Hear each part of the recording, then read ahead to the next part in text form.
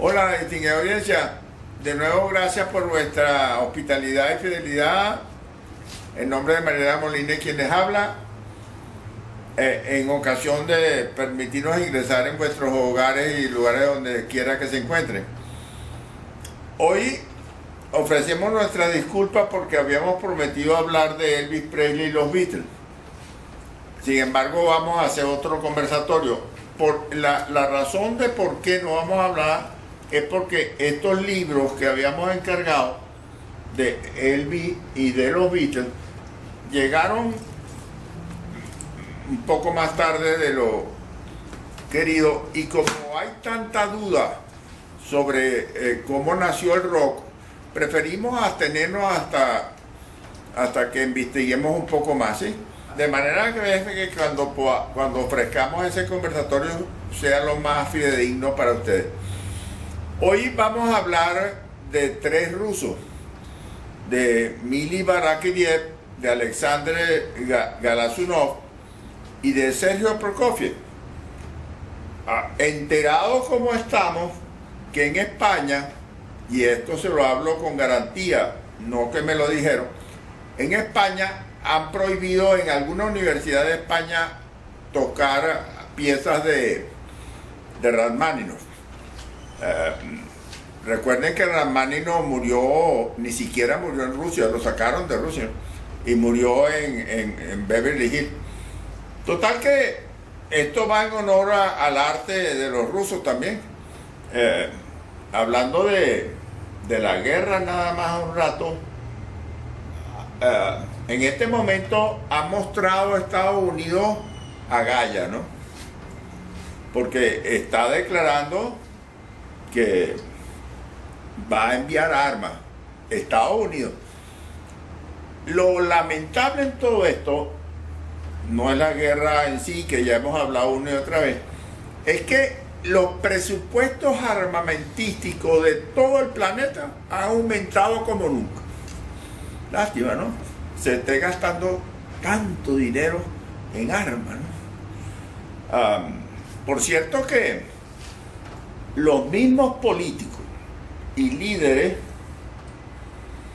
no se han puesto de acuerdo que qué es lo que está pasando ahí. Es curioso, ¿no? Eso se llama polisemia, ¿no? Confucio decía, antes de discutir, vamos a ponernos de acuerdo en qué significa cada palabra. Bueno, aquí lo que hay es una polisemia. Uno dice que es crimen de guerra, otro dice que es un montaje, etc. Eso no es bueno. Ojalá no sé a quién le compete eso, declararan esto es tal cosa, ¿no? Pero esa polisemia hay que buscar unificar. Bueno, alguien me preguntaba, aparte, antes de comenzar el conversatorio, varias llamadas, ¿no?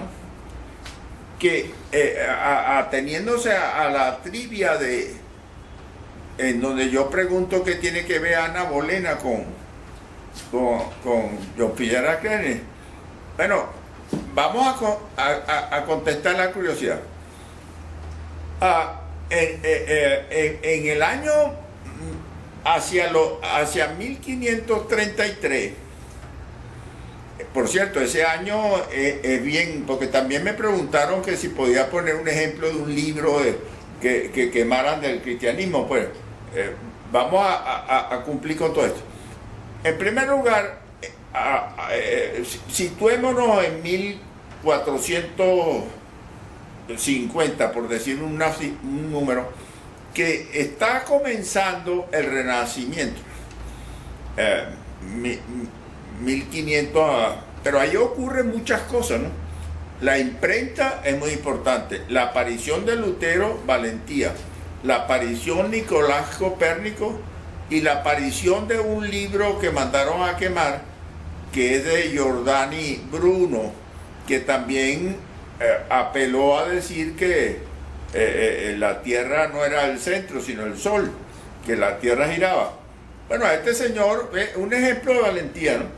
A este señor lo torturan durante 7 años y luego lo queman en la guerra, y él muestra una valentía al decir que él no va a declinar de sus pensamientos. luego le sigue Galileo, más o menos en los probos, ese tomó otra decisión, a hacer un discurso y tal igual para salvarse de este tipo de cosas. De manera que, en valentía, le voy a contar ojalá me salga chistoso como me salió. A mí me invitan a un club a ver tenis, a comer, pero estaba tenis. Y pasando yo, me cae una pelota de tenis en la... Y yo digo chistosamente, yo soy muy malo para chistes, pero me salió bien, que la pelota parecía que me iban a matar, pues un chiste de ahí. Pero el guardia que estaba ahí en ese club que me invitaron, pues resulta ser que el guardia me dice, parece un misil. Y al haber misil me recordé de Putin, que para mostrar su hombría mandó un misil nuclear. Vaya a manifestar de hombría. Entonces resulta ser que yo le digo a un invitado que estaba ahí, un señor que estaba ahí que no conozco, mire, ¿por qué no le manda usted esta pelota a Putin? El señor ha tenido miedo para decirlo, créanmelo. Yo le decía, pero usted me está chisteando. No, tengo miedo de decir, complejo la parte del miedo. Para vencer el miedo, no es los depresivos ayudan, pero para vencer el freno hay que enfrentar. Bueno, vayamos a la trivia. El caso es que en ese tiempo, Enrique VIII, enamorado de Ana Bolena, pues rompe con la iglesia. Recuerden que creó, para no confundirnos, digamos, la iglesia de Inglaterra. Una vez se dice protestantismo, anglicismo. Bueno, lo más común es anglicismo o iglesia de Inglaterra, y así se resuelven las cosas. Bueno, ¿quién es la responsable de todo eso? El deseo de posesión que tenía Enrique VIII sobre Ana Bolena. Pues bien, el iniciador del imperio más grande del mundo, que fue el inglés, fue el padre de Enrique VIII, que no lo logró, pero Enrique VIII es el que forma la gran fuerza marítima de Inglaterra, el que inicia, pues. Y el imperio se expande más o menos hasta la reina Victoria. Bien, entonces Enrique VIII decide tomar a Irlanda para convertirlo al anglicismo, porque allí lo que había es católico por todos lados. Irlanda para entonces era muy campesino, tenía jergones de paja. En algún momento allá en Irlanda se estaba muriendo mucha gente. Aún en los tiempos de Victoria no habían inodoros, que es de los inventos muy grandes que ha tenido Inglaterra. Edward Jenner, por ejemplo, inglés, creó la vacuna. Fleming. Hay muchos inventos aparte de los... Bueno, entonces comienzan a salir los irlandeses, y en algún momento en el tiempo, en 1848, llega a Estados Unidos Patrick Kennedy, el bisabuelo de Kennedy, que va a tener un hijo llamado Patrick también, hasta que va a tener al padre Joseph Kennedy, pues. De manera que, si no es por Ana Bolena, que decide crear el protestantismo o la iglesia anglicana, pues, porque Ana Bolena, Enrique VIII viene siendo un aparato motor de lo que Ana Bolena produce. Entonces, pues, no hubiera sido Kennedy presidente, pues, porque nunca hubiera llegado los irlandeses acá, pues. Entonces, bueno, después todo es conocido, ¿no? Ahí, cuando se revele la verdad, seguramente la mafia va a ser, porque al presidente Kennedy lo asesinan en 1963, pero luego asesinan a Martin Luther King en el 68, y ¿quién anuncia el asesinato de Martin Robert Kennedy? Que después de anunciarlo lo matan también. Ahí va a salir una mafia tarde o temprano. En estas peleas raciales, pues, de razas lo que llaman afroamericanas y blancos, que por cierto, vuelvo a insistir, es equivocado, ¿no? El negro es ausencia de color, el blanco es todo color. Pero eso no es de ahora, ¿no? Yo logré conseguir un libro que es la historia de África, que nadie había escrito cuando el hombre nació en África, y sin embargo nadie lo había escrito. Y a fines del siglo XX lo escribieron. En África había esclavitud, de manera que hay algo ahí en el ser humano, ¿no?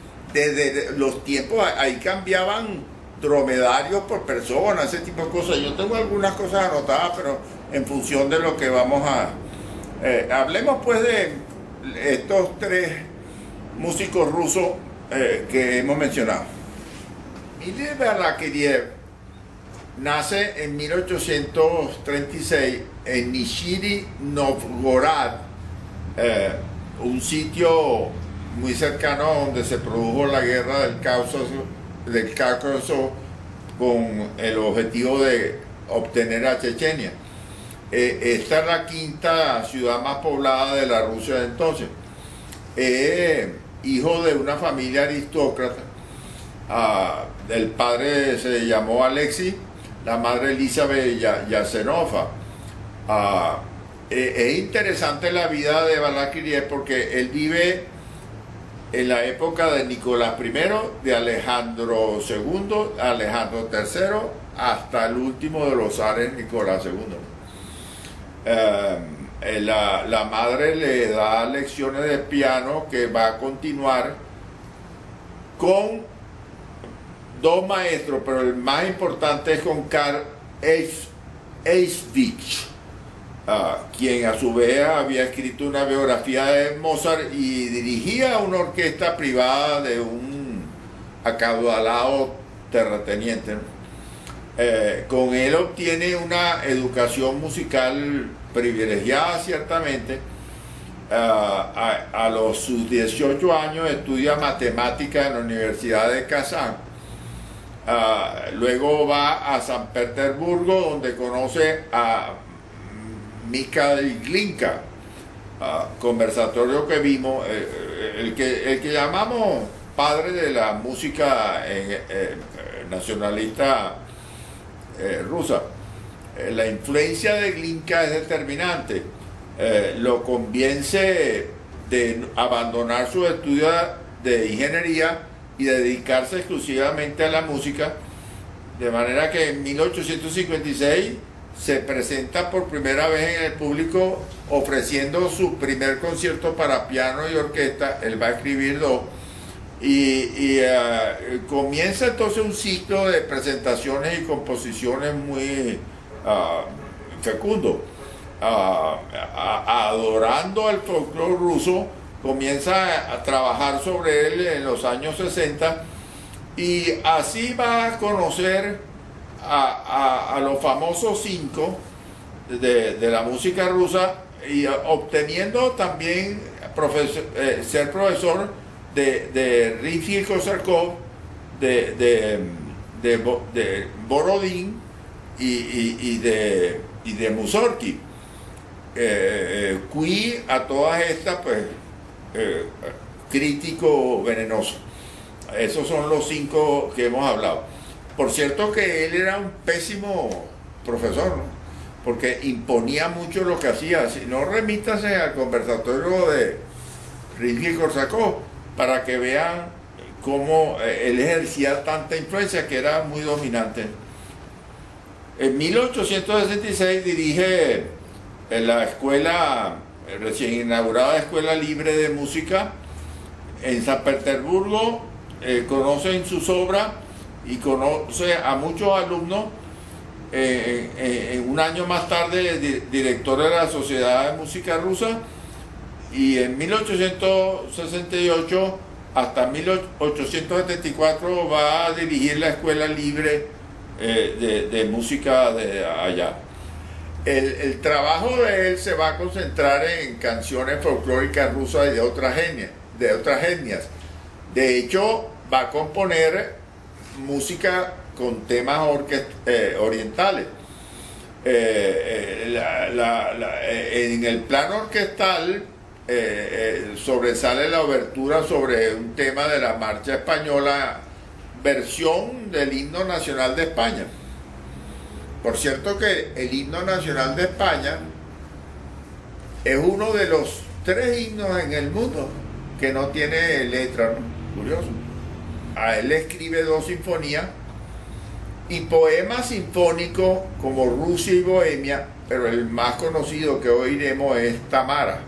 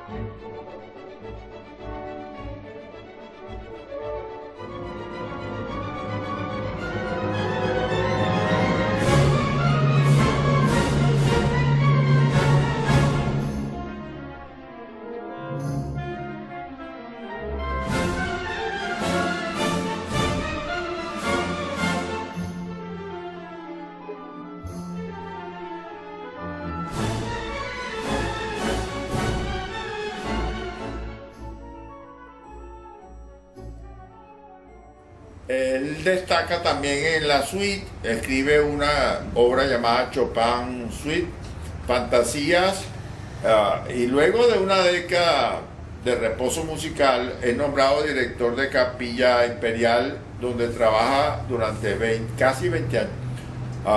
Padeciendo de enfermedades pulmonares, de una enfermedad pulmonar, muere en 1910 en San Petersburgo, y sus restos reposan en el cementerio de Tikhvin. Ahora hablemos de quien se va a conocer como Alexander Glazunov. Su nombre de bautizo fue Alexander Konstantinovich Glazunov, que nace en San Petersburgo en 1865, hijo de un librero y editor. No pudimos localizar el nombre de la madre. Es descubierto rápidamente por Miguel Balakiriev, a quien acabamos de biografiar. Él descubre su talento en 1879. Lo lleva y lo aconseja a estudiar bajo la dirección de Rimsky-Korsakov, conversatorio que ya hicimos, y a los 14 años escribe su primera obra, una sinfonía de las 8 que va a escribir en 1882. En esa juventud también escribe poemas sinfónicos como el Stenka Razin. Franz Liszt se entera y lo promueve, tan así que su segunda sinfonía se la dedica a Liszt.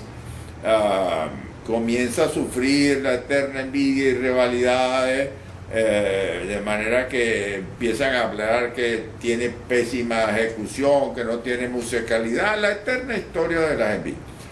En cambio, en Occidente, y aquí vale aquello de que nadie es profeta en su tierra, en Occidente es reconocido como una gran autoridad, ¿no? Eso hace recordar a Tchaikovsky, ¿no? Que en los inicios era más conocido en Boston que en Rusia. Trabaja intensamente con Korsakov y con Borodín. Le encarga una obra para la Feria Internacional Universal de París, muy importante eso, en 1889. Ese año también actúa como docente en el San Petersburgo. Vive la experiencia de la expulsión de Rimsky-Korsakov, que está profusamente hablada en el conservatorio, conversatorio dedicado a él. Ahora se va a ser docente y director del conservatorio por 11 años, 1906 a 1917, y va a ser maestro de un biografiado ya por nosotros, Dmitri Shostakovich. Escribe poemas sinfónicos, cuartetas, música de cámara, teatro, música ceremonial, 3 ballets, entre ellos Raimunda, Las Estaciones, Astucia de Amor, coreografiadas por un francés muy importante de apellido Petitas. A comienzos de la Primera Guerra Mundial, él trabaja en el himno para los aliados. Esto es importante, ¿no? Para lo que va a suceder después. Escribe una parágrafo del himno de los aliados. Parágrafo es lo que significa una explicación o comentario de un texto que no es fácil de entender. En la etapa postromántica es influido por Brahms. Por cierto, al hablar de Brahms, no sé si se los dije, pero Alberto Einstein dejó una grabación en un CD, en un disco de vinilo que se descubrió hace 3 años. Y fíjense lo que dice el disco. Yo no sé si ya lo habrán subastado, pero dice: los 3 músicos favoritos míos son Beethoven, Brahms y Schubert. Pero agrega esto que me llamó mucho la atención: pero el que más me gusta es George Enescu. Vaya, ¿no? El compositor rumano que hicimos su conversatorio. Ese es el que más le gustaba según ese disco, a este. Cuando recuerden que a este tocaba violín también. En ocasión de la presentación de una obra de la suite Escita de Prokofiev, nuestro biografiado va a presentar un carácter hostil, se podría llamar, ¿no? Había ciertamente una hostilidad en el ambiente porque se discutía que quién era más moderno que quién y la música, ese tipo de cosas. Y en ocasión que Prokofiev escribe en 1916 esa obra, biografiado sale del teatro tapándose los oídos y hablando peste de la obra de Prokofiev. Él mantiene ahora una composición muy escasa, pues. Sin embargo, fíjense esto, la URSS en 1928 ya está Stalin en el poder, ¿no? Porque si mal no recuerdo, Lenin fue hasta 1926. Me excusan, les ruego si estoy equivocado, pero creo que ya Stalin está en el poder. Se celebra el centenario de Schubert en Viena, como Schubert había muerto en 1828. ¿Qué hizo nuestro biografiado? Deserta. Deserta y se va a Europa, a Estados Unidos, se casa y vive en París. Imagínense con qué comparación, ¿no? El rigor y comunismo y severidad de la URSS mezclado con la vida tan libre de París de aquel entonces.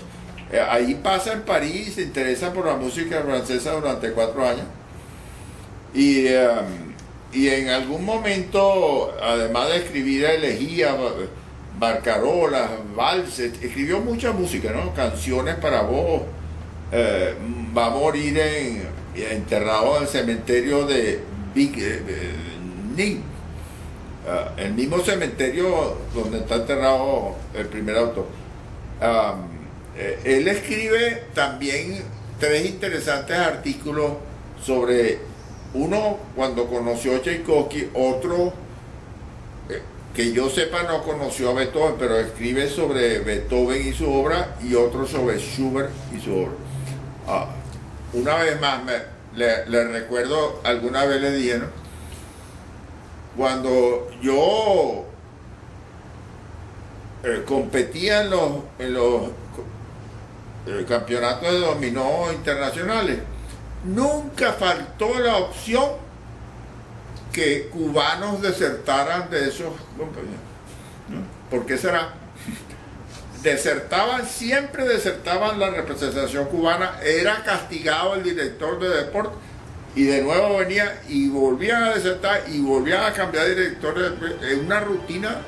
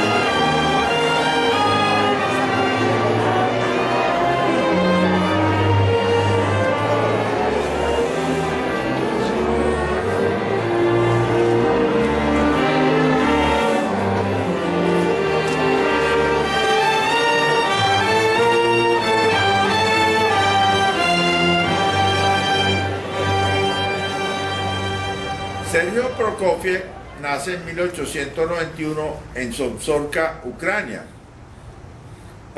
una finca rural. Ucrania, por cierto, llegó a ser en algún momento en su historia el país más importante de Europa, ¿no? Estaba formado en ese entonces por Rusia, Polonia y el padre era agrónomo, la madre María Shishova era una familia de siervos. Era lo que se estilaba en la época de los zares, ¿no? Los siervos campesinos que tenían derechos, pero no lo vamos a ver, que tenían y no tenían derechos relativos. Pero sin embargo esta familia, Sheremeter, promueve y ayuda a los niños servos a estudiar música. Ahí es cuando él comienza a estudiar sus primeras clases. Y a los 5 años ya revela que es un gran músico y compone su primera pieza que se llamó Concierto de Piano Galope Indio. Algo la mamá tuvo que ver con eso, creo que con el texto o algo así. Además fue apasionado de ajedrez.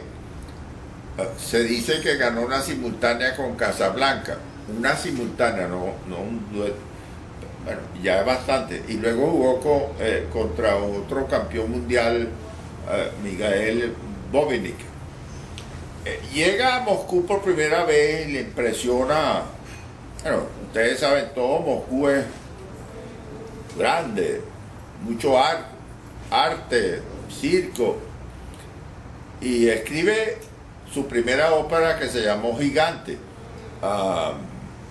Luego va a estudiar francés y alemán. No está muy de acuerdo con la educación del momento y comienza a hacer experimentos con armonías disonantes y compases inusuales que él llamado cancioncilla. Se inscribe en el Conservatorio de San Petersburgo, dirigido por nuestro anterior biografiado, por Gluzanov. Se convierte en una persona en ese momento excéntrico, arrogante. Sin embargo, estudia contrapunto, armonía, dirección de orquesta con Nikolai Konsakov y con Nicola Shorepin. Muere el padre, eso molesta en términos de capacidad económica, y entonces comienza a hacer apariciones en la noche para tocar cualquier cosa de música, ¿no? Con 2 primeros conciertos para piano van a ocasionar un escándalo extremo. El público va a decir al diablo con esta música futurista, de los gatos tocan mejor música. Se armó un escándalo. Gracias al apoyo de Alexander Osorki, que dirige una carta al director Gurreson, le ofrecen un contrato en 1913 para viajar a París y Londres. Es la primera vez que viaja al extranjero. Allí escribe ballet con tranquilidad, gana un concurso, le regalan como ganador, le corresponde un piano de cola. Luego pasa a Londres y a Italia. En Italia es aclamado con su segundo concierto en Roma, que lo calificaron como música realmente rusa. En París conoce a Stravinsky y a Ravel, ambos lo habla muy bien de él. Ravel dice que es un genio y Stravinsky, él dice, expresa, es la única música moderna que vale la pena escuchar. Sin embargo, más tarde va a escribir otro ballet y Stravinsky va a decir no se puede oír, pues. Cosa muy excéntrica de Stravinsky. Veanlo en el conversatorio, así era.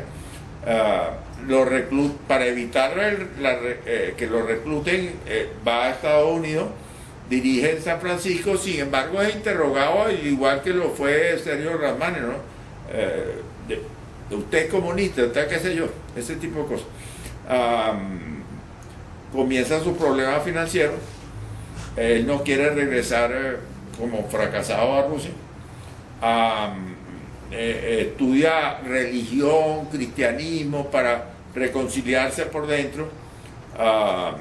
Y en 1927 hace su primera gira en la URSS. estrena en San Petersburgo con éxito El amor de Tres Naranjas, la tercera sinfonía más tarde, luego va a tener un accidente de automóvil bastante grave en París, pierde la movilidad de la mano izquierda. Entre tanto lo están nombrando miembro de la música, de los músicos proletarios, la famosa palabra de nuestro querido Marx. Preguntaba una y otra vez que si su música reflejaba una fábrica capitalista, todo ese rollo que armaron allí los comunistas y los marxistas. Condenan su ballet de nuevo, va a Estados Unidos, en Europa, y Estados Unidos recibe respaldo. Estados Unidos está en la Gran Depresión, llega a trabajar por encargo en el Teatro Tirol, escribiendo su obra Romeo y Julieta.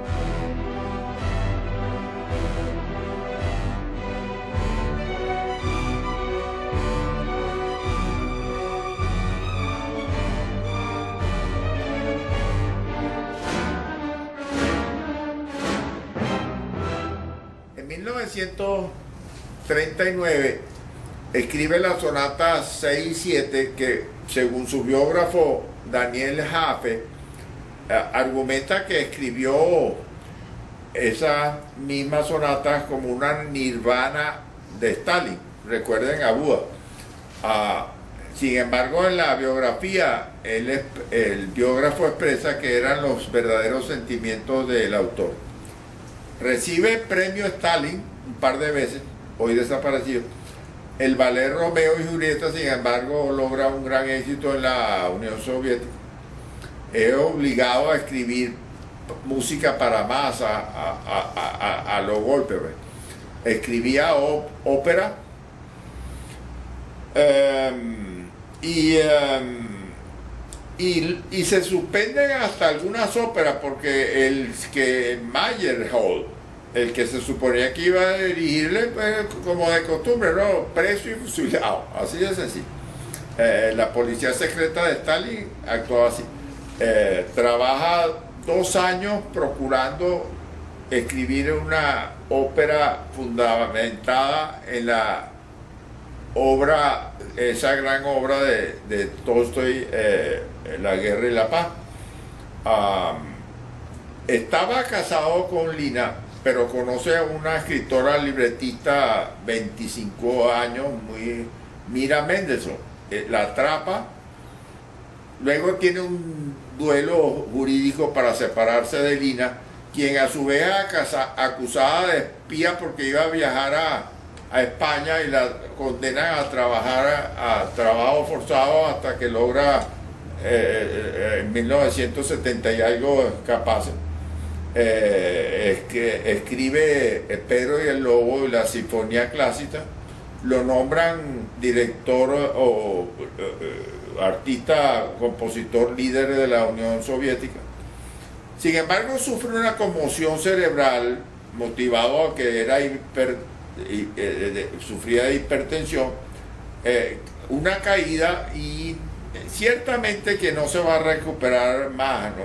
Va a hacer sus mejores intentos escribiendo la Sexta Sinfonía, y luego escribe una maravillosa obra que vamos a oír, Sugestión diabólica para piano. Esa la suelen poner en el sexto año de piano, pero es muy interesante.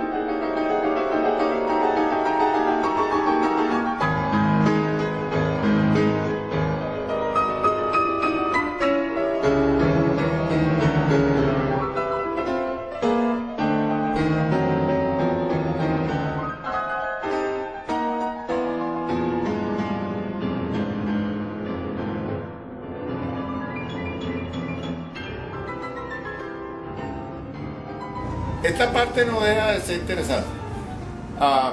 Cuando él muere, habiéndose descubierto en el bolso de Mira Mendelssohn que ambos querían ser enterrados juntos, es que por una casualidad del destino